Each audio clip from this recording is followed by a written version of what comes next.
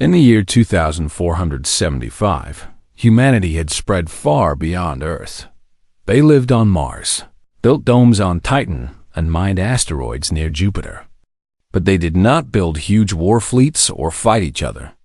After the Great Peace of 2210, Earth and its colonies focused on building, exploring, and making life better for everyone. Most humans were engineers, farmers, doctors, or artists, not soldiers. Space travel was common now. Humans used quiet, efficient ships that ran on clean fusion power. Their FTL drives, called slipstream engines, let them jump between stars in days, not years. But humans never tried to conquer other worlds. They just wanted to live, learn, and grow. Out in the black between stars, other species watched. Most kept their distance. Some traded with humans, exchanging rare minerals for human music, medicines, or chocolate, which, oddly, many aliens loved. But one empire watched with growing worry. The celestial hegemony was old, older than human history. Its people were tall, crystalline beings who valued order above all else. Their cities were perfect geometric shapes. Their laws were written in harmonic frequencies. They believed chaos was a disease in humanity, with its messy emotions, unpredictable art, and loud laughter was the worst kind of chaos. For decades, the hegemony ignored humans. They were too far away, too small. But now, human colonies had reached the edge of the Orion Arm, near a star system the hegemony called the Sanctum of Stillness. To humans, it was just an empty system with a few icy moons. To the hegemony, it was sacred that the hegemony's High Council met in a chamber of floating crystal spires. Light pulsed through the room as they debated. They dig. They build. They sing while they work, said Elder Kalen, his voice like wind through glass. They do not follow patterns. They do not respect silence. They are spreading like mold, another elder added. If we do not act, they will stain the pure zones. After hours of harmonic consensus, the council made a decision. They would send a message. Not a request. A command. A Herald-class envoy ship, shaped like a perfect silver cone, shot through slipstream space. It arrived at the edge of Sol System and broadcast a signal that echoed across every human channel Earth. Mars, Ganymede, the asteroid belt, even the far colony on Proxima b. The message began with a tone so pure it made some humans feel dizzy. Then a voice, calm and cold, spoke. People of Earth, you have drifted too far. Your noise, your disorder, your endless motion threaten the balance of the galaxy. Cease all expansion beyond your home system. Surrender your FTL drives for neutralization. Submit to cultural alignment under the guidance of the celestial hegemony. Failure to comply will result in corrective action. The message ended with a single image, a planet cracking apart under a beam of light. It was meant to terrify. On Earth, people paused. Some blinked. Others laughed. In Nairobi, a group of terraforming students watched the broadcast during lunch break. One snorted into her juice box. Did they just tell us to stop building stuff, or else? On Luna Station, Commander Alara Voss leaned back in her chair, watching the message on her screen. She was in charge of orbital logistics, moving supplies, fixing satellites, managing traffic. She had gray streaks in her dark hair and a tattoo of Saturn on her wrist. She muted the broadcast. Surrender our drives? For what? To sit still and hum in tune? She shook her head and queued up her favorite playlist, classic rock from the 2000s. The first chords of Sweet Child O' Mine filled her cabin. Across the system, humans reacted the same way. Not with fear. With confusion, amusement, or mild annoyance. The Unified Earth Council held an emergency meeting. But even they couldn't stay serious. They gave us an ultimatum like it's a parking violation, said the Martian delegate. Do they know we use FTL drives to deliver birthday cakes to deep space outposts? asked the Ganymede rep. Still, the council sent a polite reply. Thank you for your message. We mean no harm. Our colonies are peaceful. We'd be happy to talk. The hegemony did not reply. Instead, they prepared their corrective action. Their greatest warship, the Harbinger of Conformity, stirred in its orbital cradle. It was not built to fight. It was built to erase. Its main weapon, the resonance lance, could match a planet's natural frequency and shatter its crust like glass. One shot was enough to turn a world into rubble. The hegemony chose their target, Epsilon Eridani I. It was a small human outpost, only 12,000 people. Mostly scientists, engineers, and their families. They were there to test new ways to make air and water from rock and ice. Their base was called Hope's Cradle. The hegemony did not know that Hope's Cradle was more than a colony. Beneath its ice fields, humans had buried experimental emitters designed to protect the base from solar storms. These emitters could absorb massive energy surges and redirect them safely into the ground. They had never been tested at full power. The hegemony also didn't know that the humans had been quietly turning a nearby asteroid into something new. They called it Project Forge. No weapons. Just a giant floating factory that could melt rock and shape metal in zero gravity. The Harbinger of Conformity arrived without warning. Its silver hull filled the sky above Epsilon Eridani III. People stepped outside their domes and looked up not in panic, but in awe. It was beautiful in a terrifying way. Then the ship fired. A beam of pure harmonic energy lanced down. It should have cracked the planet open, but the moment it hit the atmosphere, the hidden emitters flared to life. They didn't block the beam. They caught it like a net catching rain. Energy poured into the ground, then surged along buried conduits toward the asteroid. On the asteroid, Project Forge's core lit up. Machines that had been idle for months whirred awake. The redirected energy melted the rock in seconds. Automated arms shaped the molten mass into a perfect ring smooth. Strong, glowing with heat. In 3 minutes.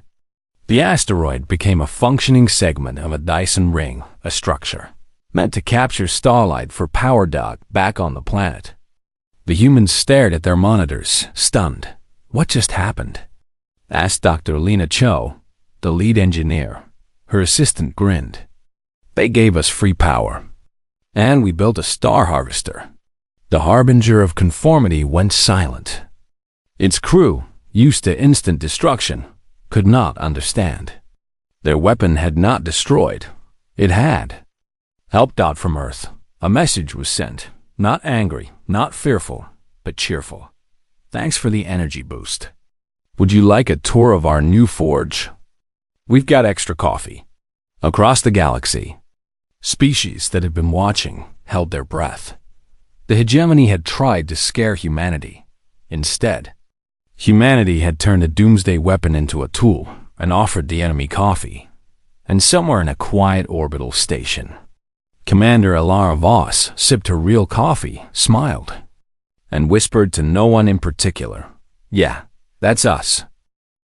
The celestial hegemony did not understand coffee. They did not understand jokes. And they certainly did not understand how a weapon meant to erase a world had instead built a star-powered machine. Back on their home world of Xylos Prime, the High Council gathered again. This time, their crystal spires pulsed with a sharp, angry red light. Elder Callan's voice trembled, not with fear, but with something new, shame. "They mocked us," he said. "They turned our power into a toy. No species has ever done that," whispered another elder. "Not in 10,000 years." The council knew they could not retreat. To do so would shatter their image of perfect control. The galaxy was watching. If they backed down now, their empire would begin to crack from the inside. So they made a decision. A harsh one. They would send the Grand Armada. 10,000 warships. Each one built to enforce harmony through silence. each one capable of crushing planets that refused to obey. The Armada had not moved in centuries. Its last use was to correct a rebellious star system, now a dead zone of floating ice and echoes. This time, the target was clear, Earth. But the hegemony did not know what Earth really was to them. It was just another chaotic world of soft-skinned creatures who laughed at threats. They did not know that Earth was not ruled by kings or warlords. It was run by councils of teachers, builders, and scientists. They did not know that humanity's greatest strength was not weapons, but tools. And tools could be repurposed. While the hegemony prepared their fleet, humans did what they always did. They worked. On Mars, engineers upgraded old mining drones. These machines had once dug tunnels for water pipes. Now, they were fitted with new software able to detect enemy signals and flood them with harmless noise. Not to hurt, just to confuse in the asteroid belt. Factory crews reprogrammed cargo loaders. The mechanical arms that once stacked crates of wheat and medicine were now taught to grab enemy drones and gently recycle them into spare parts. And on Luna, Commander Ilara Voss stood in a quiet hangar, watching technicians weld panels onto a fleet of small, boxy ships. "What are those?" asked a young pilot, hovering nearby. "Delivery bots," Ilara said with a small smile. "We're calling them peace packages." The pilot blinked. "Are they bombs?" "No," she said. "They carry repair kits, seed packs, and tea." The pilot stared. "Tea? Everyone calms down with tea," Ilara said. Meanwhile, on Epsilon Eridani 3, the humans had not fled. They stayed. And they kept building. The new Dyson ring segment spun gently around the star, soaking up light. Power levels soared. With that energy, they activated more emitters. This time, not just for protection, but for communication. They sent out a simple, repeating signal across the Orion arm. "Hello, we are still here. Want to talk?" The hegemony ignored it. Their grand armada jumped into slipstream space, a wave of silver death heading for Sol. But humanity had one more surprise. Deep in the Kuiper Belt, hidden among icy rocks, floated the Solar Engineering Collective's greatest secret, Project Mender. It looked like a cloud of glitter billions of tiny machines, no bigger than grains of sand. Each one could float through space, stick to metal, and follow simple commands. Fix, clean, rebuild. They were never meant for war. They were made to repair space stations after meteor strikes. Now, they would meet an armada. The first hegemony ships exited slipstream near Jupiter. Their formation was perfect squares within squares, lines sharp as laser cuts. They moved in total silence, as was their way. Then the humans spoke, not with weapons, with voices. From every human station, ship, and colony. A message played on open channels. It wasn't a warning. It was a song. An old Earth song. "Here Comes the Sun" by the Beatles. Gentle, hopeful, full of warmth. The hegemony ships did not respond. They kept flying toward Earth, but as they passed Saturn, something strange happened. A shimmer appeared in the darkness. Like dust catching sunlight. The glitter cloud Project Mender woke up. The nanites swarmed the lead ships. Not to attack, to help. One hegemony warship suddenly found its main cannon covered in tiny bots. They didn't break it. They cleaned it, polished it. Then, using spare parts from the ship's own storage, they'd build a small greenhouse on the barrel, complete with tomato vines and a little sign. "Grow. Don't blow." Another ship's engine sputtered, not from damage, but because the nanites had rerouted coolant lines to power a tiny hydroponic garden inside the engine room. Algae bloomed. Oxygen levels rose. The crew, used to sterile air, blinked at the green fuzz growing on their control panels. On the command ship, Elder Kalen watched in horror. "Our weapons. They are being turned into farms. It's not destruction, said a young officer, staring at a screen showing a hegemony drone now tending to basil plants. It's kindness. Back on Earth, people watched the live feed with popcorn and drinks. Memes spread faster than light. Aliens came to fight. Humans gave them gardening lessons. My enemy built a salad bar on my warship. Send help or dressing. Commander Alara Voss floated near a window on Luna Station, watching the armada slow to a stop. They don't know what to do, she said softly, because the hegemony had only ever known two things: order and force. Humanity showed them a third: care. And care was something their rigid minds could not process. One by one, hegemony ships powered down their weapons. Not out of fear, but confusion. Some crews even opened comms. "What is this?" asked a crystalline voice over Channel 7. "This is a peace kit," replied a human technician. "It has seeds, instructions for composting, and a recipe for cucumber sandwiches. Enjoy." On Xylos Prime, the High Council fell silent. Their perfect plan had failed.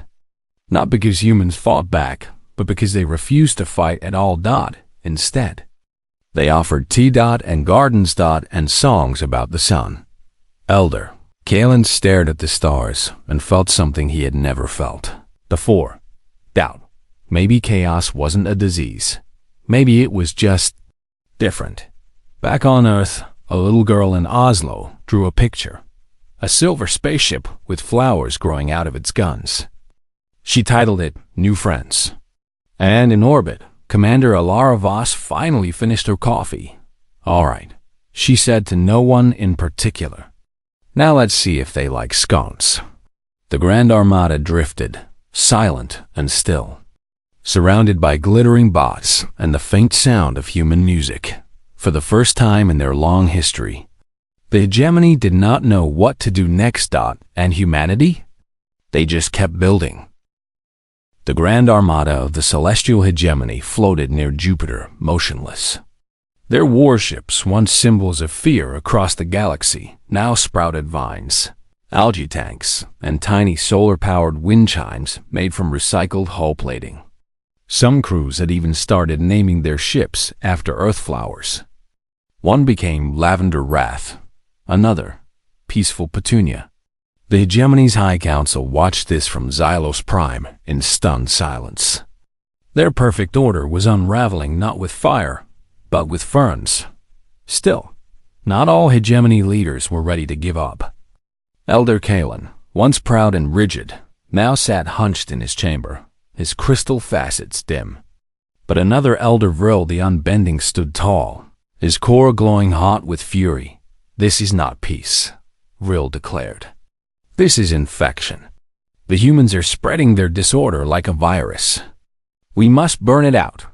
He convinced a faction of loyalists. They would not retreat.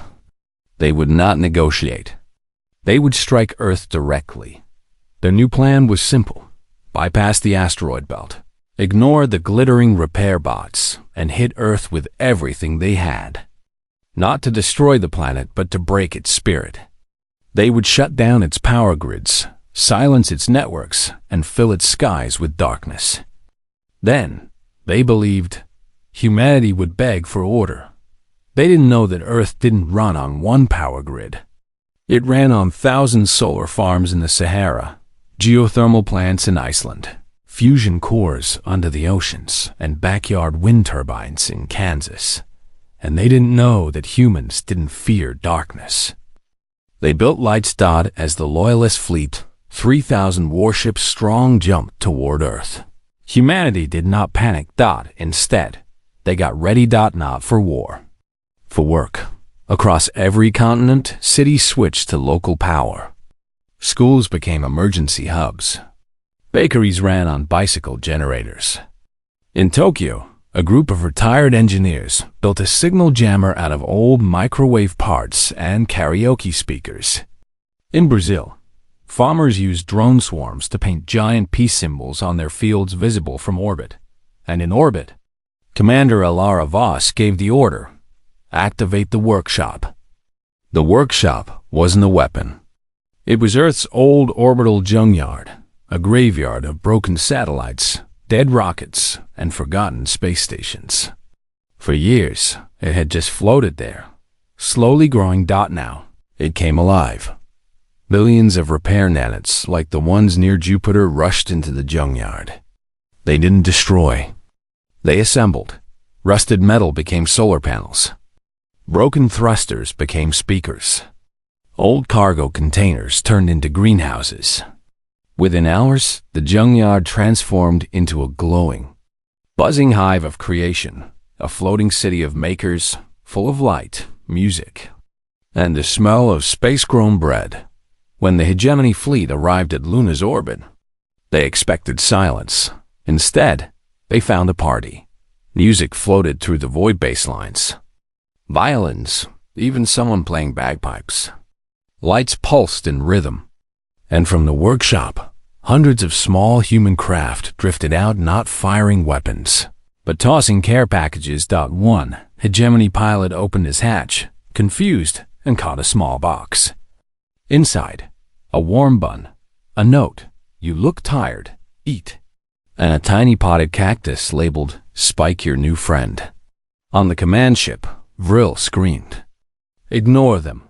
Target Earth's core networks. Shut them down."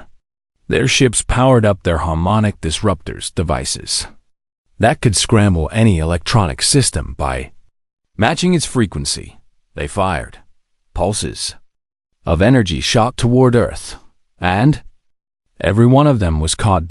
Not by shields, by mirrors. For weeks, humans had been launching thin, flexible panels into orbit, part of a climate project to reflect excess sunlight. Now, those panels tilted just right. They bounced the hegemony's pulses back, not at the fleet, but at the workshop. The energy hit the floating city and powered it even brighter. Robots danced. Ovens baked more buns. A holographic choir sang Amazing Grace in 12 languages. Vril stared at his screens. Why won't they break? Because humans didn't break. They adapted. Down on Earth, a teenager in Mumbai rewired her gaming console to send calming frequencies into hegemony comms. An old woman in Oslo beamed lullabies into space using a repurposed radio telescope. A team in Nairobi sent code that turned enemy targeting systems into poetry generators. One hegemony warship suddenly displayed on its view screen. "Your cannon is long and cold, but my tomato plant just bloomed. Would you like to share some soup?" Vril's ship began to hum, not with weapons, but with the soft sound of a human lullaby leaking through its speakers. His hands shook. Back on Xylus Prime, Elder Kalen watched the feed. He saw his warriors, once sharp and silent, now gently tending to plants growing on their consoles. He saw human hands offering food through open hatches. He saw something the hegemony had forgotten: connection. He made a decision. Using emergency authority, he broadcast a new command across all hegemony ships: cease all hostile action. Open channels. Accept the packages. Vril howled in protest. But his own crew turned to him, their crystals glowing softer now. "Elder," one said, holding up a hand-grown strawberry from a hydroponic tray, "it tastes like hope." Vril fell silent. On Earth, people held their breath. Then, one by one, hegemony ships powered down their weapons. Hatches opened. Crystalline beings stepped out, not in armor, but in simple robes. They carried no guns, only questions. A young hegemony scout floated toward Commander Alara Voss's shuttle. "Why?" the being asked, voice trembling. "Why do you not fight?" Alara smiled. "Because fighting solves nothing. But sharing a meal?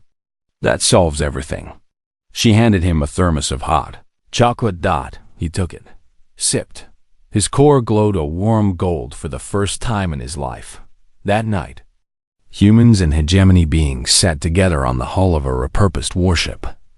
eating stew and watching Earth rise over the moon. No one spoke of surrender. No one claimed victory.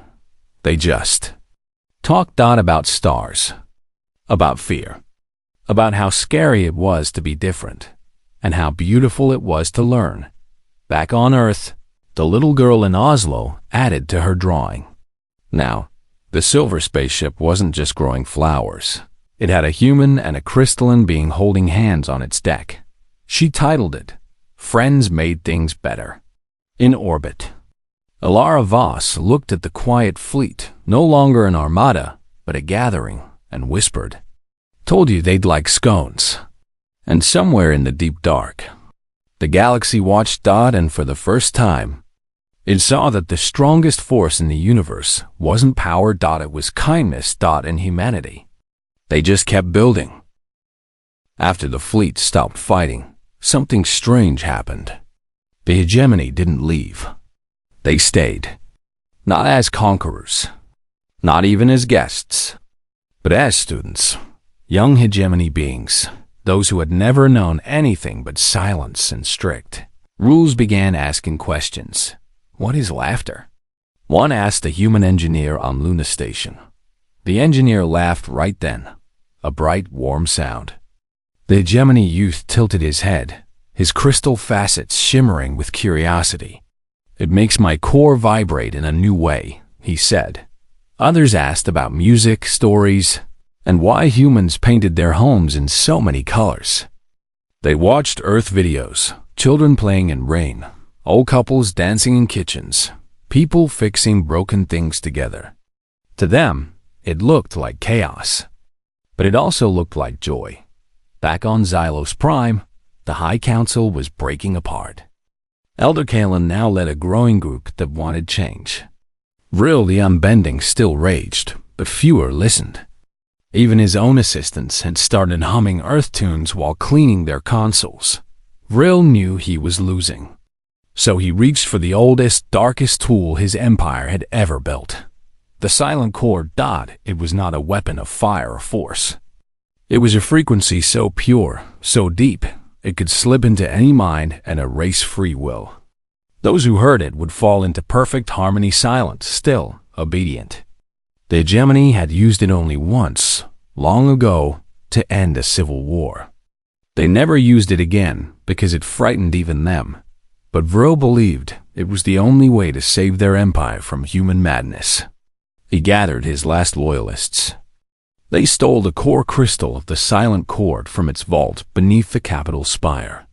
Then they fled in a hidden ship, heading not for Earth, but for the heart of the galaxy, where their broadcast would reach every world at once. No one noticed at first. But on Mars, a teenage intern named Myra was monitoring deep space signals for a school project. She wasn't looking for trouble. She was searching for alien bird songs, which she hoped to remix into synthpop. Then she heard it, a tone so low it made her bones ache. It wasn't natural. It wasn't natural. It was repeating. Building. She flagged it. The alert reached Commander Alara Voss within minutes. Alara didn't panic. She called the best minds she knew, not generals, but sound engineers, neuroscientists, and a DJ named Rico, who once made a hit track using only kitchen sounds. They gathered in a quiet room on Luna Station. Myra played the recording. Everyone froze. Even the lights seemed to dim. "That's the silent chord," said Dr. Lin, a xenolinguist who had studied old hegemony texts. "If it broadcasts at full power, it'll hit every species in range. They'll stop thinking for themselves. Forever." Rico frowned. "So, it's like a cosmic lullaby that puts your brain to sleep?" "Worse," Alara said. "It deletes the part that dreams." For a moment, silence filled the room. Then Rico grinned. "Good thing I know how to remix lullabies." The team got to work. They couldn't block the chord, it was too powerful. But maybe they didn't need to. Maybe they could change it. Using Myra's signal data, they found the chord's base frequency. Then Rico layered it with sounds from Earth, a baby's giggle, Rain on leaves, a blacksmith hammering steel. A gospel choir singing in Alabama. The crackle of a campfire. They didn't fight the chord. They danced with it. While they worked, Vrill's ship reached the galactic core. He activated the broadcast. A pulse of silent energy shot outward, faster than light, aimed at every inhabited world. Across the galaxy, species froze. Birds stopped singing. Machines paused. Minds went quiet. On Xylos Prime, Kalen felt the cord touch his core. For a second, he almost surrendered to it, so peaceful, so clean. Then he remembered the taste of hot chocolate. He fought it. On Earth, people stumbled. Some dropped to their knees, eyes blank. But then music, from every human station, every colony, every hidden speaker in every city. Rico's remix blasted into space. It started with the chord's deep hum. Then a drum beat kicked in. A bass line thumped. A saxophone wailed. The baby's laugh became a hi-hat. The rain turned into reverb. The silent chord was now the backbone of a song titled Chaos Harmony, Feat. The Hegemony. The effect was instant. Where the chord had brought silence, the song brought rhythm. Where it had erased thought, the music sparked feeling. On Xylos Prime, Kalen stood tall, his crystals glowing gold as he tapped a foot, something no hegemony being had ever done, on a distant world of floating jellyfish people. They began pulsing in time with the beat. Even Vrill, aboard his ship, felt his rigid thoughts wobble. The song was in his head. It was fun. He tried to shut it off, but his crew was already dancing. Gently, silently, their crystalline bodies swaying like reeds in wind. One turned to him. Elder, it feels like freedom. Vrill's core flickered. He looked at his hands that had ordered destruction, and for the first time, felt shame. He shut down the cord. The galaxy exhaled, and then it danced. The song went viral faster than any message in history. Alien teens made remixes. Elder councils held silent discos. A hive mind insect species reported unexpected joy vibrations. Back on Earth, Rico watched the views count climb. Told you bass drops solve everything, he said. Eating a donut. Commander Alara Voss stood on Luna's observation deck, watching the stars. The fear was gone. In its place was something brighter. Connection. Later that week, the hegemony sent a real message, not a threat, but an invitation. They asked to join the Interstellar Makers Guild, a loose group of builders, artists, and problem solvers from 50 species. Humans had started it as a joke. Now, it was the galaxy's most popular club. Kalen signed the request with a new title, Student of Soft Chaos. Vrill did not sign, but he did send a small note. I would like to learn how to grow tomatoes. On Mars, Myra got a message from a young hegemony being. Your remix saved us. Can you teach me to make music? She replied with a link to a beginner's guide and a playlist titled Start Here, Friend. In Oslo, the little girl drew a new picture. This one showed the whole galaxy, every world glowing, connected by lines of music and light. In the center, a human and a crystalline being held up a giant record labeled Chaos Harmony. She didn't give it a title. She didn't need to. Everyone knew what it meant. And out in the black, the stars seemed to hum along. Humanity hadn't won a war. They'd thrown a party, and the whole galaxy showed up. Months passed. The war that never really was faded into stories told over shared meals. The celestial hegemony did not fall. It changed. Slowly, quietly, like ice melting in morning sun. Their cities were still made of crystal, but now patches of green grew between the spires, real plants, not perfect simulations. Their laws still followed harmonic patterns, but now they included exceptions for creative noise and spontaneous joy. Most surprising of all, They asked to join the Interstellar Makers Guild. The guild had no rules, no leaders, and no headquarters. It was just a network species sharing ideas, tools, and recipes. Humans had started it by accident when they sent a 3D printer file for a coffee mug to a jellyfish trader. Now, it had thousands of members thought the hegemony's application was simple.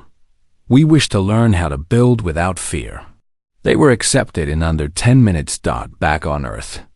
Life returned to normal, but normal now included weekly video calls with former enemy officers who wanted gardening tips. A hegemony youth named Lear even started a popular cooking show called Crystal and Curry, where he tried to make human dishes using only harmonic heat waves. His first attempt at pancakes was a cloud of blue smoke, but he kept trying. On Mars. The old warship, once called Harbinger of Conformity, had a new name, Hope's Workshop. It floated near the asteroid belt. Now a school where human kids and hegemony teens built solar sails, compost bins, and musical instruments from scrap metal. One afternoon, a human engineer named Jiro Tanaka floated near the ship's outer hull, tightening bolts on a new oxygen recycler. Beside him worked Gary, a former hegemony warlord, who now preferred that name over his old title. Gary carefully held a plasma coil in his crystalline hands. His movements were slower now, gentler. "Careful, Gary," Jiro called out. "That's the third time today you've nearly dropped it." Gary pulsed with soft light, a sign of embarrassment. "My hands still tremble," he said. "Not from fear, from joy." Jiro laughed. "Yeah, I get that. First time I held a newborn puppy, I almost dropped it too." Gary tilted his head. "What is puppy?" Jiro's eyes lit up. "Oh man, you are in for a treat." That evening, they sat on the ship's observation deck, eating rehydrated noodles and watching Mars turn below them.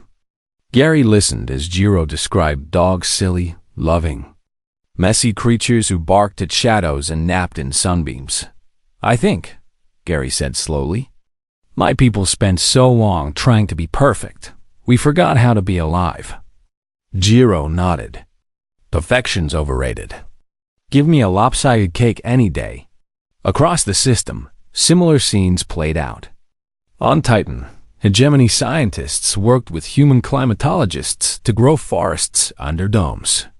On Ganymede, former soldiers now taught dance hegemony harmonic swaying mixed with human breakdancing. It looked strange. It worked. Even Elder Kalen had changed. He no longer sat in silent judgment. He visited Earth often, always wearing a small woven bracelet made by a schoolchild in Nairobi. He drank tea from a chipped mug and asked endless questions about poetry. As for Vril, the unbending, he never returned to Xylos Prime. Instead, he stayed on a quiet human farm in New Zealand, learning to grow tomatoes. He spoke little, but his garden grew tall and red. Sometimes, he sent a basket of fruit to Luna Station with a note, "For the hot chocolate lady." Commander Elara Voss always shared them with her crew. One clear night, she stood on her balcony in Neo-Kyoto, looking up at the stars. The city below was alive with light and music. Alien ships floated in orbit, not warships, but freighters carrying art, seeds, and students. The galaxy was no longer something to fear. It was a neighborhood. She thought about how it all started with a threat, a laugh, and a cup of coffee. No one had fired a single shot meant to kill. No planet had been destroyed. And yet, everything had changed, not through force, through kindness, through the stubborn human belief that even enemies could become friends if you gave them time, tea, and maybe a potted cactus. A message chimed on her wristband. It was from Gary. "Jiro says there is a creature called a cat. It ignores you on purpose. Is this true?" Elara smiled and typed back. "Worse. It knocks things off tables just to watch you pick them up." She paused, then added, "Want to meet one?" His reply came instantly. "Yes." She laughed softly. the sound lost in the gentle hum of the city. Out in the dark between stars, other empires watched. The Zenther swarm, who bred warriors from birth, began to wonder. The core collective, who shared one mind across 1,000 bodies, felt something new curiosity about individual joy. None of them threatened humanity again, because they finally understood. Humans didn't win by being the strongest or the smartest. They won by being the kindest. They built when others burned. They offered lunch when others pointed guns. And when the galaxy tried to scare them, they just chuckled. Not from arrogance. From confidence. The confidence that came from knowing that chaos and care could build more than any empire ever could. Later that week, the Unified Earth Council held a quiet ceremony. Not a victory parade. Just a gathering in a garden on the moon. Humans and hegemony beings stood together, planting trees grown from seeds brought from both worlds. As the sun rose over the crater rim, painting the sky in soft gold, no speeches were made, only silence. And then, from someone in the back, a single note of a flute. Others joined. A drum, a string, a crystalline hum. Soon, music filled the air, imperfect, joyful, full of mistakes and laughter. Commander Alara Voss stood at the edge of the group, watching. She didn't join in. She just listened. And in that moment, she felt it, the whole galaxy breathing together, not in perfect harmony, but in something better. In shared wonder. In messy, beautiful, unstoppable hope. She raised her cup not to war, not to victory, but to the sheer, silly, glorious absurdity of it all. And somewhere far away, a little girl in Oslo finished her latest drawing.